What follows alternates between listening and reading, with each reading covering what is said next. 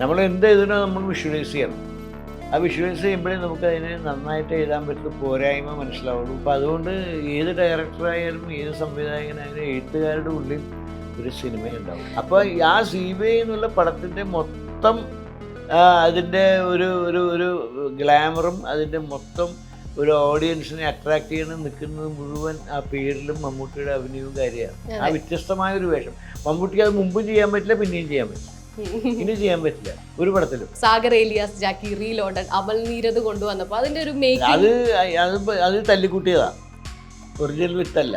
അത് എങ്ങനെയാ അങ്ങനെ ഒരു തോട്ട് ഉണ്ടായി റീമേക്ക് ചെയ്യാം. പക്ഷെ ഞാൻ അന്നേ എനിക്കൊരു അഭിപ്രായ വ്യത്യാസം ഉണ്ടായിരുന്നു. ഈ ജയിലിൽ പോയ ആളെ തിരിച്ചു കൊണ്ടുവന്നാൽ എങ്ങനെ ശരിയാവും. പക്ഷെ എന്നെ അമൽ നീരദും ആൻ്റണി പെരുമ്പാവൂരൊക്കെ അവരൊക്കെ എനിക്ക് നന്നായിട്ട് സപ്പോർട്ട് ചെയ്ത് ചെയ്യാമെന്ന് പറഞ്ഞപ്പോൾ ഞാൻ ചെയ്തു. പക്ഷെ അത് എന്തോ തൃപ്തിക്കുറവുണ്ട്, എവിടെയോ പോയാ. സാഗർ ഏലിയാസ് ജാക്കി എന്ന് പറയുമ്പോൾ ആ മോഡുലേഷനോടെ ഞങ്ങൾ ഓർക്കണേ, വിത്ത് ആ ബാക്ക്ഗ്രൗണ്ട് മ്യൂസിക് പറയുമ്പോൾ ഇങ്ങനെയാണെങ്കിലും സാഗർ അതാ ഞാൻ പറഞ്ഞു, ഈ നല്ല വിത്താണെങ്കിൽ അതിൻ്റെ കൂടെ ചേരുന്ന എല്ലാ വസ്തുക്കളും നന്നായി വരും. നമ്മളൊന്നും പറയണ്ട, അത് ഓട്ടോമാറ്റിക്കലി വന്ന് ചേരും. അതാണ് അതിൻ്റെ നിയമം. ജഗദീഷ് മാസ്റ്റർ ക്ലാസ്, ഏത് വേഷവും അയാൾക്ക് ചേരും. അയാൾ കോമഡിയൊന്നുമല്ല, അയാൾ നല്ല ക്യാരക്ടർ. എൻ്റെ ഒരു പടത്തെ അവാർഡ് കിട്ടിയത്, സ്റ്റേറ്റ് അവാർഡ്. റിപ്പീറ്റ് കണ്ടിട്ടുണ്ടെങ്കിലും ആദ്യ കാഴ്ചയിൽ മനസ്സിൽ തട്ടിയതാണ് ഈശോ മോസി. ഈശോ മോസി എന്നൊക്കെ പറയാൻ വെറുതെ കിട്ടിയതല്ല, കിട്ടിയതാ. അതായത് എൻ്റെ മനസ്സിൽ ആദ്യം തോന്നുന്നത് ഈശോ മോസി എന്നുള്ള പേരൊന്നുമല്ല, നമ്മളെ ആലോചിച്ച് തന്നെ ഉണ്ടാക്കണം. ഞാൻ ആൽഫബറ്റ് എഴുതി മടുത്തു. തിരിച്ചും ഈ പേരൊന്നും അറിയില്ല ഒരിക്കലും മുമ്പും. മൂന്നാം മുറ വരുന്ന സമയത്ത് അതും ക്ലൈമാക്സ് മാറ്റം മലയാളത്തിൽ ചർച്ച ചെയ്തിട്ടുണ്ട്. അങ്ങനെ ഒരു ക്ലൈമാക്സ് മാറ്റിയ സിനിമയായിരുന്നു. അതിന്റെ പോസ്റ്റർ ഇപ്പൊ അത് സെൻസർ തന്നില്ല. അത് ഇറക്കിയതിന് ശേഷം ആദ്യം ഞാൻ എഴുതിയ ക്ലൈമാക്സ് ആണെങ്കിൽ ആ പടം ഇവിടെയൊന്നുമല്ല, അത് വേറെ എവിടെയൊക്കെ പോയല്ലേ. അത്ര ഗംഭീരമായ ക്ലൈമാക്സ്. ഹായ്, ഇന്ന് നമ്മളോടൊപ്പം ഉള്ളത് SN Swami sir. Welcome. Thank you sir. ആദ്യമായി സംവിധാനം ചെയ്യുന്ന സിനിമ ഇറങ്ങുകയാണ്. അത് പറയുമ്പോൾ തന്നെ 40 വർഷത്തിലേറെ വരുന്ന ഒരു തിരക്കഥാകൃത്ത് എന്ന രീതിയിൽ മലയാളത്തിലുള്ള ഒരു എക്സ്പീരിയൻസ് വെച്ചിട്ടാണ് പുതുമുഖ സംവിധായകനാവുന്നത് അല്ലേ? ഞാൻ ആദ്യമായിട്ടൊന്നുമല്ല, ഞാൻ എല്ലാ എഴുതുന്ന കഥയ്ക്ക് എൻ്റെ മനസ്സിൽ സംവിധാനം ചെയ്യുന്ന ആളാണ്. ഞാൻ ഒരു ഫുൾ സ്ക്രിപ്റ്റ് എഴുതി തീരുമ്പോൾ എൻ്റെ മനസ്സിൽ അത് ഫുൾ സിനിമയുണ്ടാവും. അങ്ങനെ എല്ലാ എഴുത്തുകാരും കേട്ടോ. നമ്മൾ എന്ത് എഴുതണോ നമ്മൾ വിഷ്വലൈസ് ചെയ്യണം.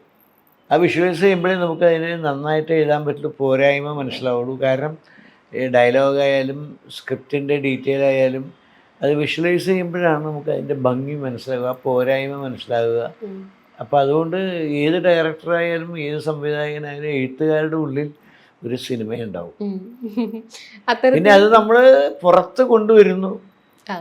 ഒരു ടെക്നോളജിയുടെ സപ്പോർട്ടോടുകൂടി ക്യാമറ, എഡിറ്റിംഗ് തുടങ്ങിയ പല സംവിധാനങ്ങൾ കൂടി പുറത്ത് കൊണ്ടുവരുന്നു. അങ്ങനെ പുറത്ത് കൊണ്ടുവന്നപ്പോൾ ഇത്രയും സിനിമകൾ മനസ്സിൽ സംവിധാനം ചെയ്തൊരു എക്സ്പീരിയൻസ് കൊണ്ട് ഞാനത് ഒരുപാട് പ്രാവശ്യം പറഞ്ഞാണ്. ഈ കഥയുടെ ഒരു പ്രത്യേകതയാണ് ഞാനിത് സിനിമ സംവിധാനം എനിക്ക് വേണം എന്ന് ആഗ്രഹിക്കാൻ കാരണം. കാരണം ഈ കഥയ്ക്ക് ഒരു പ്രത്യേകതയുണ്ട്. ഇത് ചിലപ്പോൾ അങ്ങനെ ഞാൻ പറഞ്ഞു കൊടുത്തിട്ട് വേറൊരാൾ എടുക്കുന്നതിനേക്കാൾ കൂടുതൽ എനിക്കത് പ്രസൻറ്റ് ചെയ്യാൻ പറ്റും നന്നായിട്ട്. അതാണ് കാരണം. അത് ഞാൻ ചോദിക്കാൻ വന്നത്, എങ്ങനെയായിരുന്നു ഈ റോള് ആസ്വദിച്ചത്? ഞാൻ ഏത് സെറ്റിലും പോയിരിക്കുമ്പോൾ നമ്മളിതെല്ലാം കണ്ട് പഴകിയ ആളല്ലേ. അതുകൊണ്ട് എനിക്കങ്ങനെ ഒരു ഓവർ എക്സൈറ്റ്മെന്റ് അല്ല, എന്നാലും ഒരു ഡയറക്ടർ എന്ന് പറയുമ്പോൾ ഒരു എക്സൈറ്റ്മെന്റ് ഉണ്ട്. കാരണം ഇത് എത്ര നന്നായാലും എന്തൊക്കെയായാലും ഇതിൻ്റെ ഫൈനൽ പ്രോഡക്റ്റ് ജനങ്ങളിലേക്ക് എത്തി അവരുടെ റിയാക്ഷൻ കിട്ടുന്നത് വരെ ആ ഒരു ചെറിയൊരു ടെൻഷൻ ഉണ്ടാവും, ഒരു എക്സൈറ്റ്മെന്റ് ഉണ്ടാവും.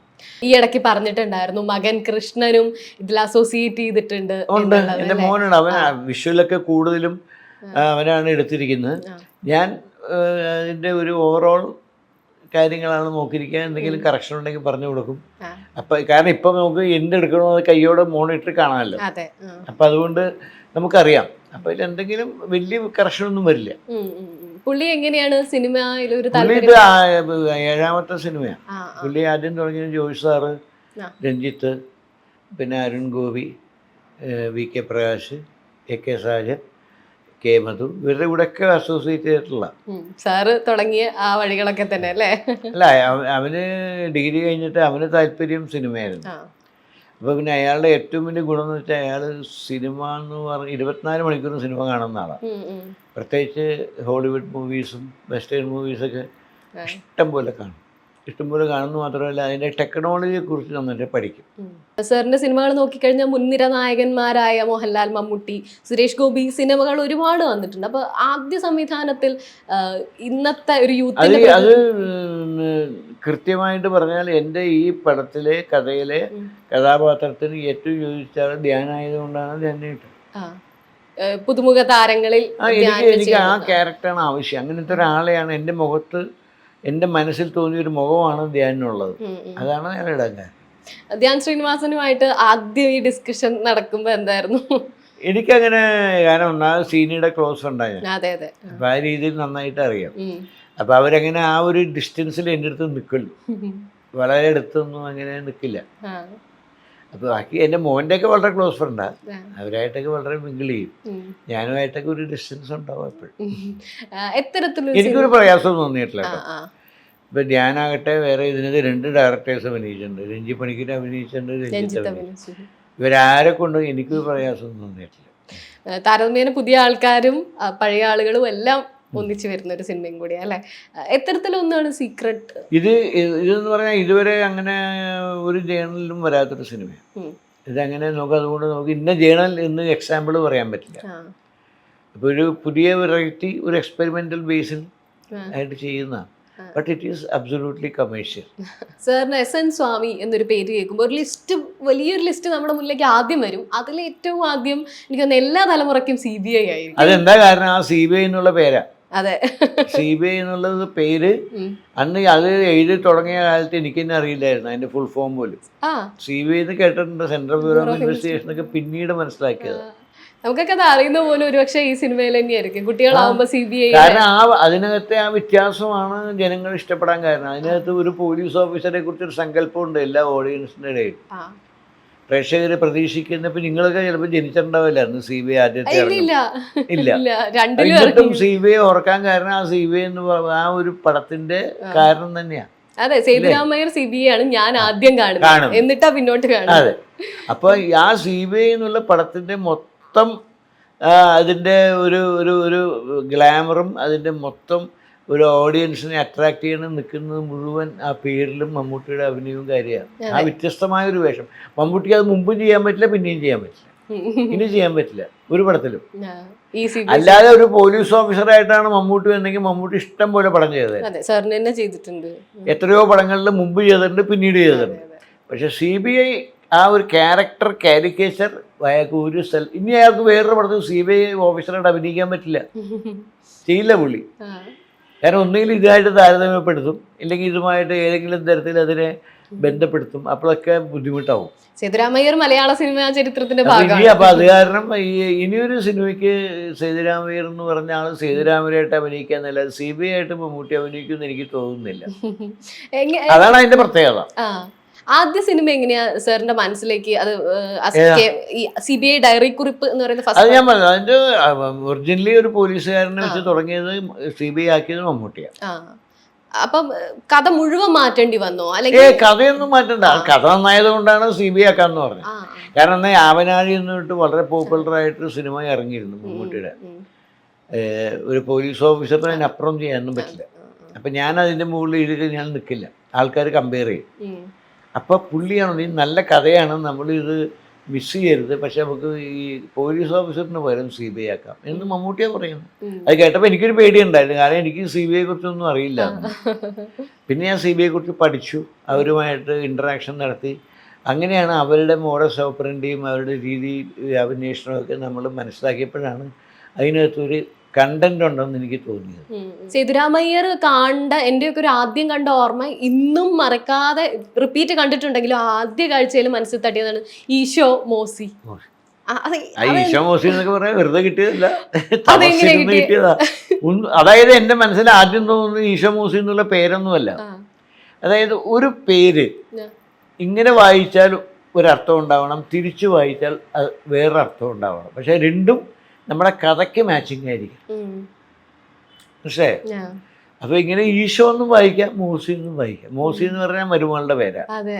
അയാൾ ഈശോ എന്നുള്ളതാണ് സാധാരണക്കാർ അയാൾ മരിക്കാൻ നേരത്ത് അയാൾ ദൈവത്തോട് പ്രാർത്ഥിച്ചതായിട്ടാണ് തോന്നുക. അതെ അതെ.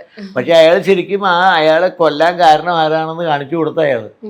അതും നമ്മള് തിരിച്ചെഴുത്ത് എന്നൊക്കെ പറയാറുണ്ട്. പക്ഷെ ഇത് കിടന്ന് എഴുതുക എന്ന് പറയുന്ന ഒരു ചിന്ത എങ്ങനെയാ? അതെ, അതാണ് ആ മുകേഷ് അതിൽ സ്വാമി പറഞ്ഞ് തിരിച്ചെഴുതിക്ക് നോക്കിക്കോളാൻ പറഞ്ഞു. സാറിന് എങ്ങനെയാ ഒരു തോട്ട് വന്ന?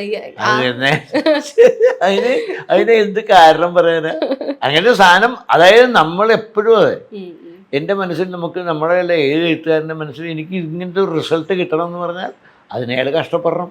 അതിനുവേണ്ടി അത് ബുക്കിലൊന്നും വായിച്ചാൽ കിട്ടൂല, നമ്മൾ ആലോചിച്ച് തന്നെ ഉണ്ടാക്കണം. ഞാൻ ആൽഫബറ്റ് എഴുതി മടുത്തു.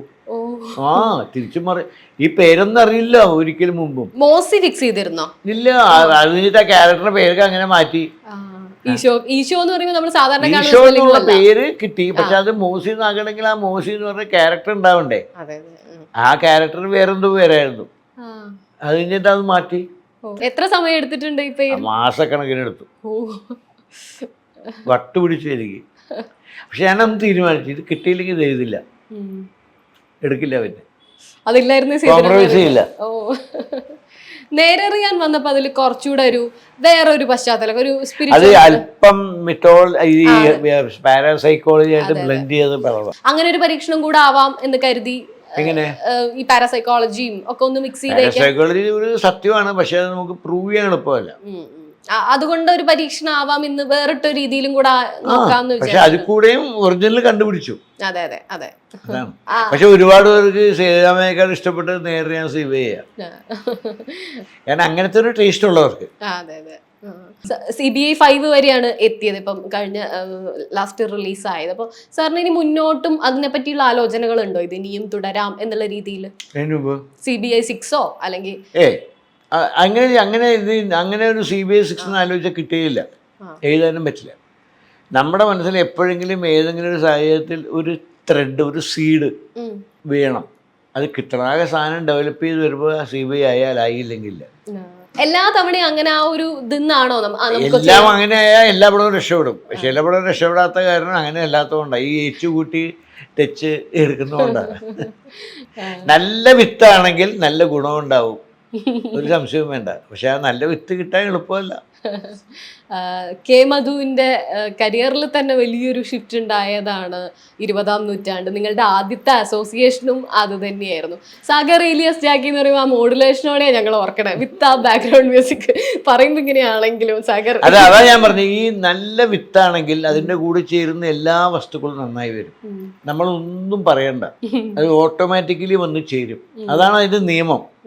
അപ്പോൾ അതിൻ്റെ ബാക്ക്ഗ്രൗണ്ട് മ്യൂസിക് നന്നാവും, അയാളുടെ അഭിനയം നന്നാവും, അയാൾക്ക് വരുന്ന സീൻസ് നന്നാവും, ക്യാരക്ടേഴ്സ് നന്നാവും, എല്ലാം നന്നാവും. അതൊക്കെ നിലനിൽക്കുന്ന വിത്തിലാണ്. ഈ പേരുണ്ടല്ലോ, കാരണം ഒരിക്കലും മലയാളി മറക്കില്ല, സാഗർ ഏലിയാസ് ജാക്കി. അത് ശരിക്കും സാഗർ അലേഷ് ജാക്കി എന്നായിരുന്നു. സാഗർ എന്ന് പറഞ്ഞ നാട്ടിലെ പേരും ജാക്കി എന്ന് പറഞ്ഞ മറ്റേ അധോലോകത്തിലെ പേരുമാണ്. അപ്പം ഞാനങ്ങനെ സാഗർ അലേഷ് ജാക്കി എന്ന് പറയുമ്പോൾ മോഹൻലാലും അത് വേണ്ട, സാഗർ ഏലിയാസ് ജാക്കി എന്ന് ഇയാളുടെ പേരാക്കാമെന്ന് പറഞ്ഞു. അതാണ് ആ ഒരു ഇതിനെ അങ്ങനെ സ്ട്രെസ് ചെയ്ത്. അതാ പറഞ്ഞത്, അതൊക്കെ അങ്ങനെ ഓരോ നമ്മൾ പോലും പ്രതീക്ഷിക്കാതെ പല ഡെവലപ്മെൻറ്റും നമുക്ക് കിട്ടും. അങ്ങനെയാണ് ഈ പേരുകൾ എപ്പോഴും എടുത്ത് പറയുകയാണെങ്കിൽ നരസിംഹ മന്നാടിയാർ ആണെങ്കിലും ജോസ് നരിമാൻ എന്നൊക്കെ പറഞ്ഞ് കുറേ, അശോക് നരിമാൻ പിന്നെ വരുന്നുണ്ട്.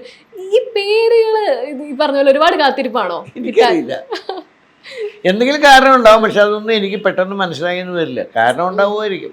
സേതുരാം അയ്യർ, വിക്രം, ഇങ്ങനത്തെ നമുക്ക് അതൊന്നും മറക്കാത്ത പേരുകളാ. നരസിംഹ മന്നാടിയാർ, വീരസിംഹ മന്നാടിയാർ എന്നൊക്കെ പറയുമ്പോൾ അതിൽ ഹൈദർ മരക്ക. നരസിംഹ മന്നാടിയാർ ഒരു തീവ്രതയുള്ള പേരല്ലേ? അതെ അതെ, തീർച്ചയായും. അതെ. 20ാം നൂറ്റാണ്ടിനെ പറ്റി ടോണി, ഞാൻ ഇന്റർവ്യൂ എടുത്തപ്പോൾ പുള്ളി എന്നോട് പറഞ്ഞിരുന്നു, അതിന്റെ ക്ലൈമാക്സ് വെറും 1/2 ദിവസം കൊണ്ടാണ് എയർപോർട്ടിൽ ഷൂട്ട് ചെയ്തത്. അതെ, അതെങ്ങനെ സാധിച്ചു? അത് 1/2 ദിവസമല്ല, ഒരു രാവിലെ 10 മണി തുടങ്ങിയിട്ട് വൈകുന്നേരം ആയപ്പോൾ തീർന്നു. കാരണം അത് ഇരുട്ടായി എടുക്കാൻ പറ്റില്ല, കാരണം നമുക്ക് കമ്പൈൻ ഷോട്ടുള്ളതാണ്.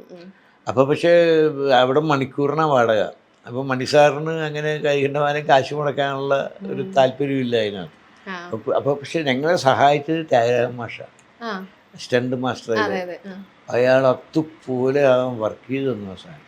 അത്രയും ശരിക്കും അതിന് rehearsal ക്രെഡിറ്റ് ത്യാഗരാജൻ മാഷിന്. അത്രയും ക്രൂഷ്യൽ ആണല്ലോ അല്ലേ അവിടെ ആ ക്ലൈമാക്സ്. പക്ഷെ അതേ സാധനം അതേപോലെ ടി വിയിൽ ഇട്ടിട്ട് അതേപോലെ തന്നെ അതേ സ്ഥലത്ത് അതേ ലൊക്കേഷനിൽ തെലുങ്കോടെ എടുത്തപ്പോൾ 3 ദിവസം എടുത്തു.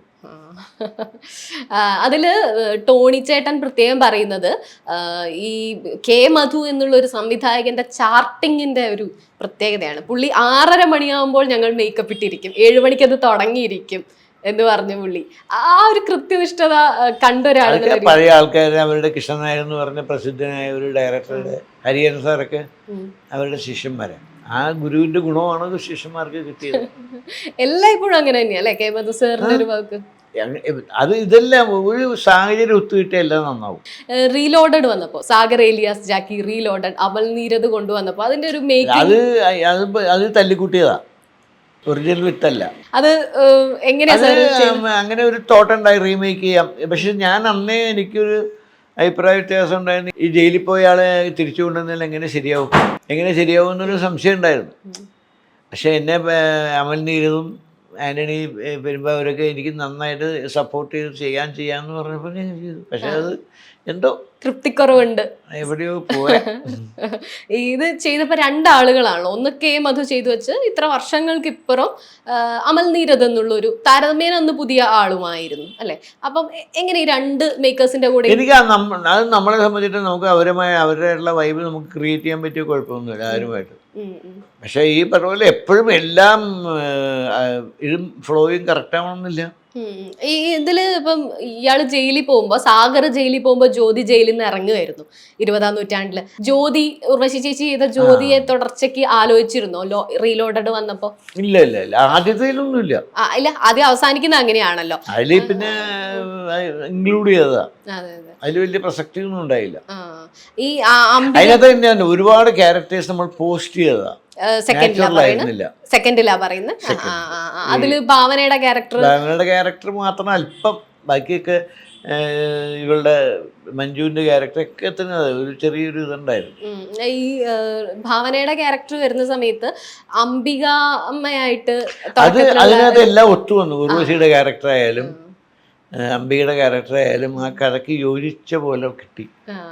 ഇതിൽ പറയുന്നുണ്ട് സാറിന് എന്താ ജോലി, അന്ന് ആ ലിഫ്റ്റ് ഇറങ്ങി വരുമ്പോ ചോദിക്കുന്ന അതേ ഇത് ഭാവനയെ രക്ഷിച്ചതിന് ശേഷം ആ ഒരു പേരിന് വേണ്ടിയാണ് ആ സിനിമ എടുത്തത്. ഇല്ലെങ്കിൽ ആ കഥ വേറെ ആക്കായിരുന്നു. ആ പേരാണ് പൊട്ടിച്ചത്.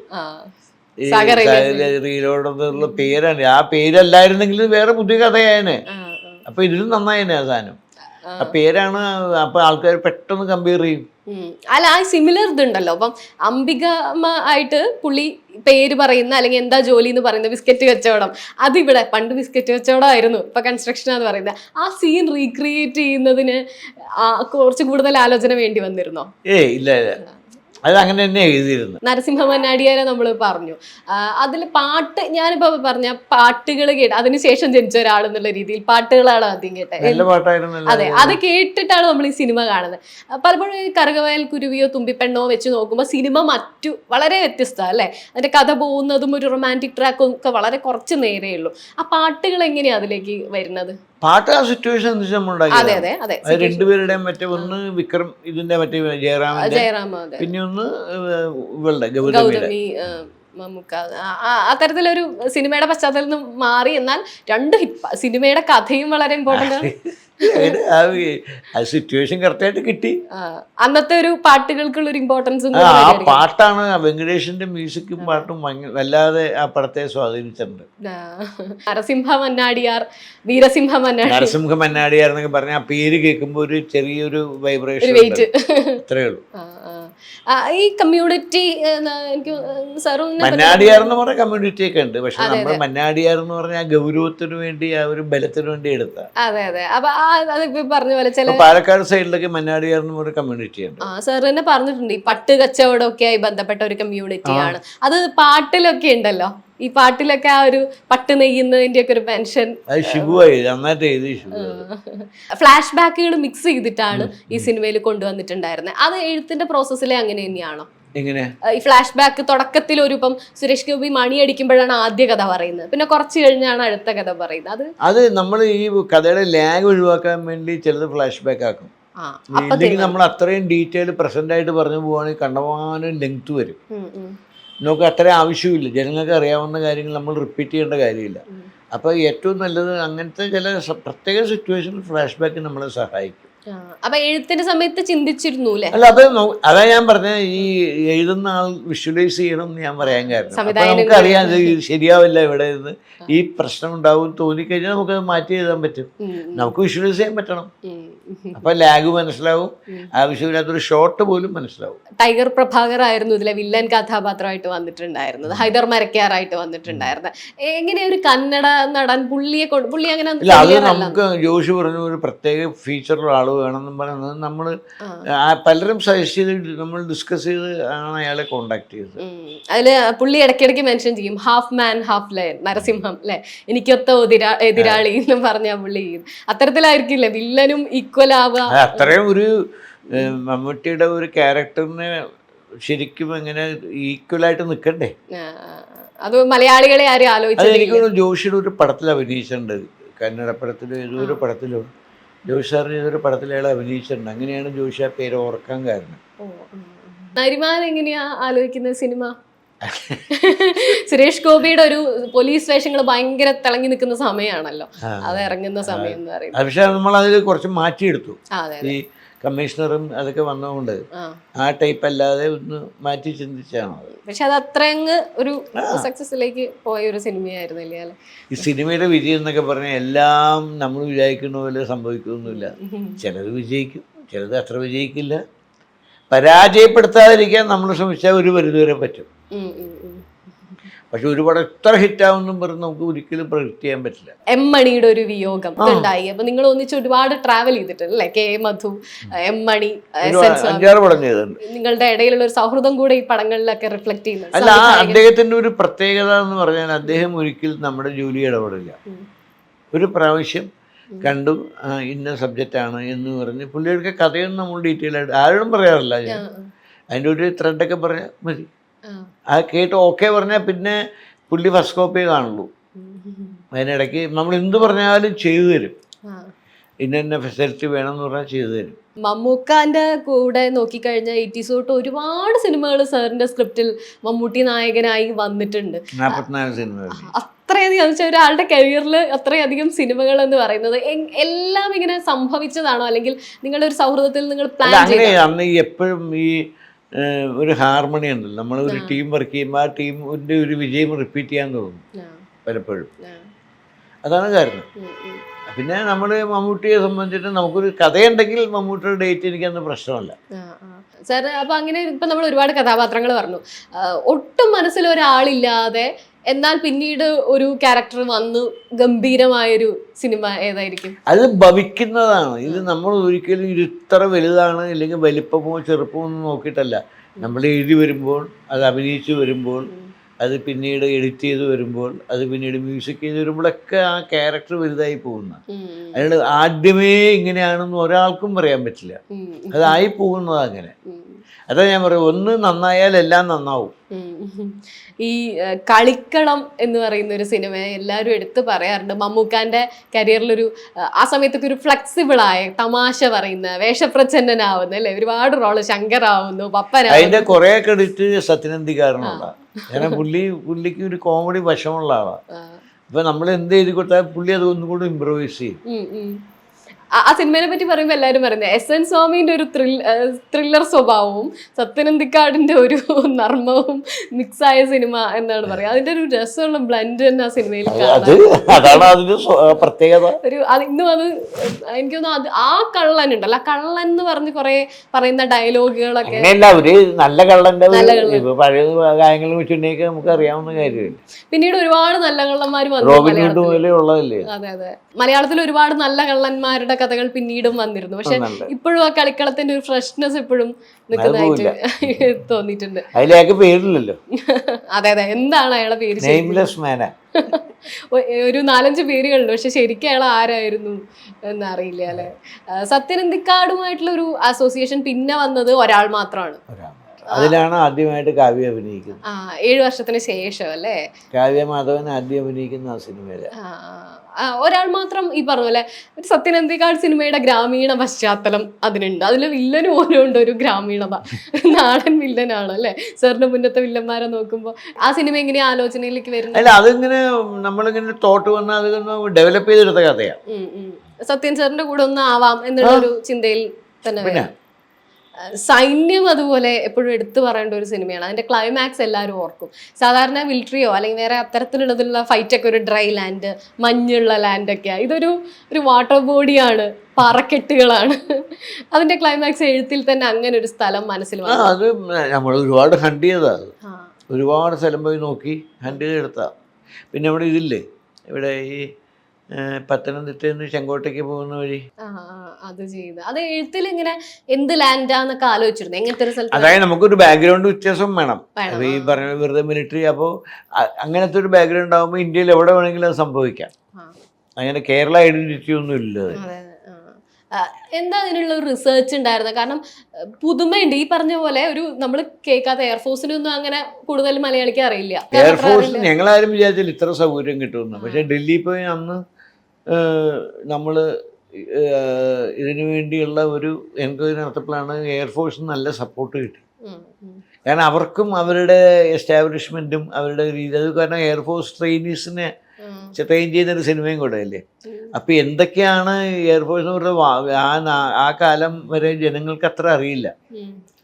അപ്പം അതുകൊണ്ട് അവരവരുടെ വലിയൊരു ഓഫീസറെ കൂടെ വിട്ടു, സകല സൗകര്യം അവർ ചെയ്തു തന്നു. അങ്ങനെ ഇന്ത്യയിലെ പല സ്ഥലത്തും ഷൂട്ട് ചെയ്തത്. ബാംഗ്ലൂരിൽ ഷൂട്ട് ചെയ്തു, താമ്പരത്ത് ഷൂട്ട് ചെയ്തു.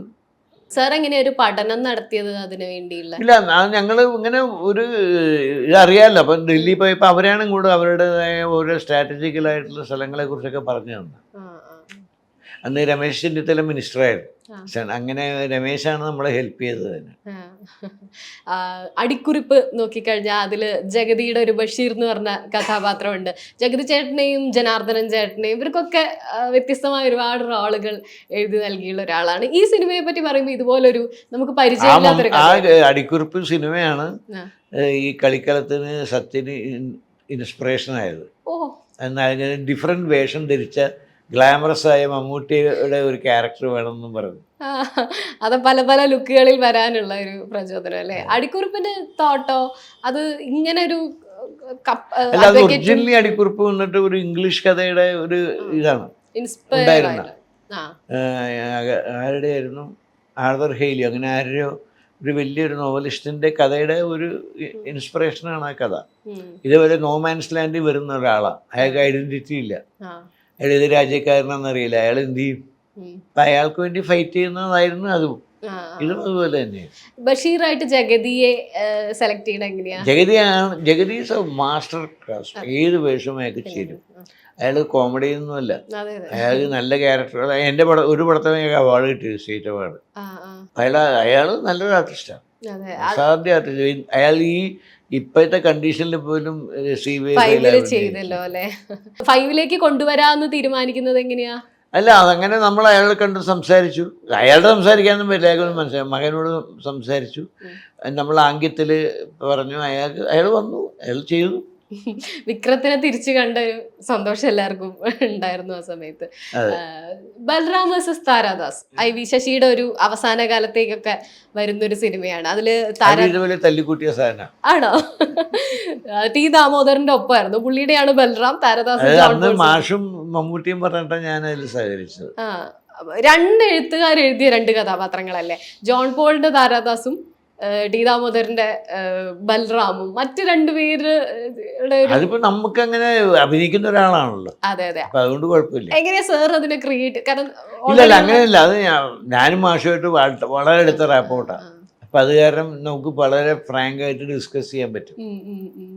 അത് ഒരാൾ തന്നെ ചെയ്യുന്ന സമയത്ത്, ഒരു സിനിമയിൽ തന്നെ വരുന്ന സമയത്ത്, ഇപ്പം അതുപോലെ തന്നെയാണ് നമ്മുടെ ലോറൻസ് ആയിട്ടും ജോണി ആയിട്ടും പരമ്പരയെ വരുമ്പോഴും ഒരാൾ തന്നെയാണല്ലോ ചെയ്യുന്നത്. അപ്പം ആ കഥാപാത്രത്തിനെ വ്യത്യസ്തമാക്കാൻ ആക്ടർ മമ്മൂട്ടി എന്നുള്ള ഒരാളിൽ നിന്നും സ്ക്രിപ്റ്റ് റൈറ്റർ SN സ്വാമിയിൽ നിന്നും എങ്ങനെയാ ഒരു കോൺവെർസേഷൻ?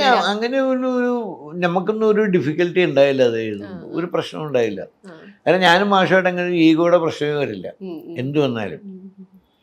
ഞാൻ എന്ത് പറഞ്ഞാലും പുള്ളി മനസ്സിലാക്കും, പുള്ളി പറഞ്ഞാൽ ഞാനും മനസ്സിലാക്കും. യോഗൻ്റെ വർഷം മമ്മൂക്കാന്റെ ഒരു വൈറലായ ഇന്റർവ്യൂ രഞ്ജിത്ത് സാറുമായിട്ട് ചേർന്നിട്ടുള്ള ഇതുണ്ട്. അതിൽ പറയുന്നത് മുരളിയും ഞാനും തമ്മിലൊരു ഇമോഷണൽ ലോക്കുണ്ട്. അത് ഞങ്ങൾ ശത്രുക്കളായാലും ഞങ്ങൾ സുഹൃത്തുക്കളായാലും ഏത് റോളിൽ വന്നാലും ഞങ്ങൾ തമ്മിൽ ഒരു ഇമോഷണൽ ലോക്ക് ഉണ്ട് എന്ന് പറഞ്ഞാൽ പുള്ളി കുറച്ചൊന്ന് വികാരാധീനാവുന്ന ഒരു ഇന്റർവ്യൂ ഇപ്പോഴും ഞങ്ങളൊക്കെ ഇടയ്ക്കിടയ്ക്ക് ആ ക്ലിപ്പ് കാണുന്നതാണ്. ഒരുപാട് സിനിമകളിൽ അവർ ഒന്നിച്ച് വന്നിട്ടുണ്ട്. അത് വിറ്റ്നസ് ചെയ്ത ഒരാള് എന്നുള്ള രീതിയിൽ ഞാനില്ല, അതൊന്നും എനിക്കറിയില്ല, ഞാനൊന്നും വിറ്റ്നസ് ചെയ്തിട്ടില്ല. ആ സൗഹൃദം അതും എൻ്റെ മുമ്പിലൊന്നും അങ്ങനെയൊന്നും ഉണ്ടായിട്ടില്ല. പിന്നെ പല പടങ്ങളിലും മമ്മൂട്ടി മുരളി ഉണ്ടായിരുന്നു, അതൊന്നും അങ്ങനെ ഉണ്ടായിട്ടില്ല. അതുപോലെ തന്നെയാണ് മൂന്നാം മുറ വരുന്ന സമയത്ത് അതും ഒരു തരംഗം ഉണ്ടാക്കിയാണല്ലോ. അലി ഇമ്രാൻ, ബാബു ആന്റണി ഇതുപോലെ പറഞ്ഞിരുന്നു ക്ലൈമാക്സ് ഫൈറ്റ് ഒന്ന് മാറിയിരുന്നെങ്കിൽ തലയോ കാലോ ഒക്കെ പൊട്ടേണ്ടതായിരുന്നു, ചെറിയ പരിക്കുകളിൽ ഒതുങ്ങി എന്നുള്ളത്. ആന്റണിയായിട്ട് ബാബു ആന്റണീനെ ആലോചിക്കുന്നത് എങ്ങനെയാ? അതങ്ങനെ നമ്മൾ ഇതിപ്പോൾ നമ്മൾ ഇവർക്ക് എന്തെങ്കിലും ഒരു സ്പെഷ്യാലിറ്റിക്ക് വേണ്ടി നമ്മൾ മാറിത്തിക്കും, അങ്ങനെ ഉണ്ടാവുന്നതല്ല. അത് ക്ലൈമാക്സ് മാറ്റം മലയാളത്തിൽ ചർച്ച ചെയ്തിട്ടുണ്ട്. അങ്ങനെ ഒരു ക്ലൈമാക്സ് മാറ്റിയ സിനിമയായിരുന്നു. അതിന്റെ പോസ്റ്റർ ഇപ്പൊ അത് സെൻസർ തന്നില്ല. അത് ഇറക്കിയതിന് ശേഷം ആദ്യം ഞാൻ എഴുതിയ ക്ലൈമാക്സ് ആണെങ്കിൽ ആ പടം ഇവിടെയൊന്നുമല്ല, അത് വേറെ എവിടെയൊക്കെ പോയല്ലേ. അത്ര ഗംഭീരമായ ക്ലൈമാക്സ് സെൻസറുകാർ എന്ത് ചെയ്താലും തരില്ല എന്ന് പറഞ്ഞു. എന്തായിരുന്നു സാറിന് പറയാൻ പറ്റും? അപ്പൊ ആദ്യം ഇറക്കി കഴിഞ്ഞിട്ട് ഒരു പോസ്റ്റർ ഇപ്പൊ നെറ്റിലൊക്കെ കാണാം, ഒന്ന് ചോദിച്ചോട്ടെ അപാകതയില്ലേ, അങ്ങനെയൊക്കെ ഒരു മേക്കേഴ്സിന്റെ സൈഡിൽ നിന്ന് വരിക എന്ന് പറഞ്ഞ ഒരു അത്ഭുതമാണ്. അത് ആക്സെപ്റ്റ് ചെയ്യുന്ന പോലെയാണല്ലോ, പ്രേക്ഷകരോട് ചോദിക്കുകയാണ് നിങ്ങൾ. അങ്ങനെ ഒരു പോസ്റ്റർ ആലോചിച്ചത് എന്തായിരിക്കും 2 ആഴ്ചക്ക് ശേഷം? അതിപ്പോ എന്ത് ചെയ്യാൻ പറ്റും, അങ്ങനെ ഒരു ആവശ്യം വന്നു. അങ്ങനെ പറയാന്ന് പറയുന്നത് വലിയൊരു കാര്യമാണല്ലോ. അതായത് ആദ്യം നമ്മൾ അനൗൺസ് ഡേറ്റിൽ റിലീസ് ചെയ്യാനായിട്ടുള്ള ബുദ്ധിമുട്ട് വരുമ്പോൾ നമ്മൾ കാരണം പറയണ്ടേ. അപ്പൊ പക്ഷെ അത് ഇറങ്ങിയിരുന്നില്ല, ഇറങ്ങി കഴിഞ്ഞ് ക്ലൈമാക്സ് മാറ്റി. അതായത് എന്തോ സ്പെഷ്യൽ ക്ലൈമാക്സ് ഉണ്ടാണെന്ന് പറയുമ്പോൾ അതൊരു അട്രാക്ഷൻ തന്നെയാണ്. അപ്പൊ വീണ്ടും പക്ഷെ അത് അൺഫോർച്ചുനേറ്റ്ലി സെൻസർ തന്നില്ല. അപ്പൊ അത് വീണ്ടും ഷൂട്ട് ചെയ്യായിരുന്നു, ഈ മാറ്റി ചെയ്തു. ഒരു ലാസ്റ്റ് ചെറിയൊരു പോർഷൻ ഷൂട്ട് ചെയ്തു. ഇറങ്ങിയതിന് ശേഷമായിരുന്നു? ഇറങ്ങിയതിന് ശേഷം ഒന്നുമല്ല, ഇറങ്ങിയ പിന്നെ എവിടെ നിന്ന് മാറ്റാനാ. സെൻസർ തന്നില്ല. അവസാനം നമ്മളത് ഇതിന് പോയി, അതിന്റെ അപ്പലേറ്റിന് പോയപ്പോ അവരും പറഞ്ഞു വേണ്ടെന്ന് പറഞ്ഞു. അപ്പൊ രഞ്ജിത്ത് സാർ വരുന്നുണ്ട് സീക്രട്ടില്, ഒന്നിച്ച് അസോസിയേറ്റ് ചെയ്തിട്ടില്ല. ആ ഒരു കാലത്ത് 90s പുള്ളി വരുന്ന സമയത്ത് പടം കണ്ടു. പടം കാണുമ്പോ എന്തുകൊണ്ട് ഞാൻ രഞ്ജിത്ത് സാറിനെ കാസ്റ്റ് ചെയ്തെന്ന് നിങ്ങൾക്ക് കാസ്റ്റ് അല്ല, പുള്ളിയുടെ ഡയറക്ഷനിൽ എന്റെ അതാ ഞാൻ പറഞ്ഞത്, നമ്മൾ എപ്പോഴും ഒരു എഴുത്തുകാരൻ എന്നുള്ളെങ്കിൽ നമ്മൾ ഏത് കഥ എഴുതുമ്പോഴും നമ്മുടെ മനസ്സിൽ ഒരു ബിംബം ഉണ്ടാവും അതിന്റെ, ആ ക്യാരക്ടറിന്റെ. അപ്പൊ അതിന് യോജിച്ചൊരു മുഖം നമുക്ക് വരുമ്പോഴാണ് നമുക്ക് സാറ്റിസ്ഫാക്ഷൻ കിട്ടുന്നത്. ചിലത് എപ്പോഴും കിട്ടിയെന്ന് വരില്ല. അപ്പൊ എൻ്റെ മനസ്സിൽ തോന്നിയ ഒരു പെക്യുലർ ക്യാരക്ടറായിട്ട് ഒരാൾ വരണമെങ്കിൽ ആ ക്യാരക്ടറിനെ പറ്റിയ മുഖവും കാര്യങ്ങളും ഒരു കാരിക്കേച്ചർ ആളായിരിക്കും. അങ്ങനെ തോന്നിയ ആളാണ് രഞ്ജിത്ത് സാർ. ഷാജി കൈലാസമായിട്ടും ഈ പറഞ്ഞ പോലെ 2 പടങ്ങൾ ചെയ്തിട്ടുണ്ടായിരുന്നു. ബാബാ കല്യാണി വരുമ്പോ നേരത്തെ നമ്മൾ പാട്ട് പറഞ്ഞ പോലെയാ, കൈ നിറയെ വെണ്ണതരാമാണ് നമുക്ക് ഓർമ്മ വരിക. പക്ഷെ ആ സിനിമ മൊത്തത്തിൽ വേറൊരു രീതിയിലാണ് അല്ലേ.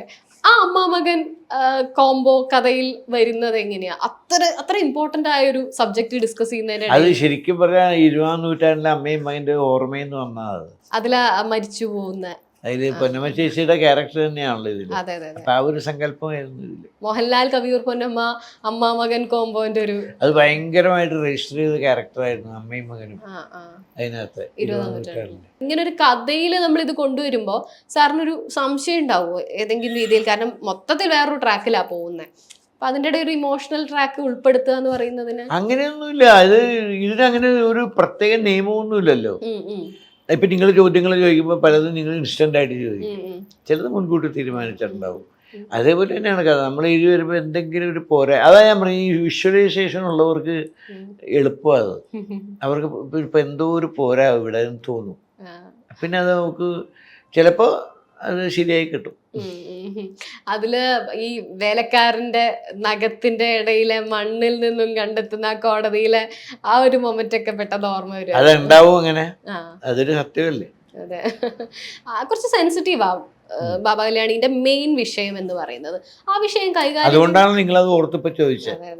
അതെ, ആ സെൻസിറ്റിവിറ്റിയെ കൈകാര്യം ചെയ്യുന്നത് മറ്റേത് സബ്ജക്റ്റും കൈകാര്യം ചെയ്യുന്ന അതേ ലാഘവെന്ന് ഞാൻ പറയില്ല, അതേ ഒരു ഇത് ശരിക്കും പറഞ്ഞാൽ അതാ ഞാൻ പറയും, ഇത് അങ്ങനെ ഒന്നും മുൻകൂട്ടി തീരുമാനിച്ച് വരുന്നതല്ല. അത് എഴുതി വരുമ്പോൾ പോരായ്മ തോന്നും, അപ്പൊ നമ്മൾ എന്തെങ്കിലും ആഡ് ചെയ്യും. ഇനി സാറ് മുന്നോട്ട് സംവിധാനം എന്താണ് ആഗ്രഹങ്ങളുണ്ടോ അല്ലെങ്കിൽ ഇനിയിപ്പോൾ 4 ദിവസമല്ലേ ഉള്ളൂ, അതെ 4 ദിവസമല്ലേ. തിയേറ്ററിൽ വരുമ്പോൾ നിങ്ങളും പോയി കാണണം. കണ്ടിട്ട് എൻ്റെ സിനിമയെക്കുറിച്ച് നിങ്ങൾ വളരെ നല്ല രീതിയിൽ പറയണമെന്നാണ് എൻ്റെ ആഗ്രഹം. തീർച്ചയായും.